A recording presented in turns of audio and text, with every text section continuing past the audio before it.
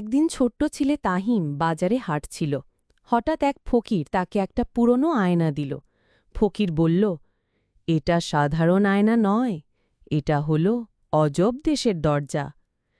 তাহিম প্রথমে বিশ্বাস করল না, কিন্তু রাতে আয়নাটার সামনে দাঁড়াতেই কাঁচের ভেতর থেকে আলো বেরিয়ে গেল, আর সে টেনে নেওয়া হলো ভেতরে। চারপাশে তাকলে অবাক হয়ে গেল সে। এটা ছিল অজব দেশ। এখানে ঘোরে উল্টো দিকে ঘোরে, ছায়ারা আগে হাঁটে, তারপর মানুষ আসে, আর আকাশে মাছেরা উড়ে বেড়ায়। গাছেরা মানুষের মতো কথা বলে, আর মেঘরা নাচতে নাচতে গান গায়। খেলতে খেলতে পৌঁছে গেল এক বিশাল প্রাসাদের সামনে। প্রাসাদে ছিল এক অদ্ভুত আয়না, যেটা মানুষের ভেতরে সত্যি চেহারা দেখায়। সে যখন তাকালো, নিজের সাহসী রূপটা দেখতে পেল। রাজা বললেন, অজব দেশ শুধু তাদেরকেই স্বাগত জানায় যারা নিজের ভেতরে শক্তি খুঁজে পায়। পরদিন ভোরে তাহিম আবার আয়নার ভেতর দিয়ে ফিরে এলো নিজের ঘরে।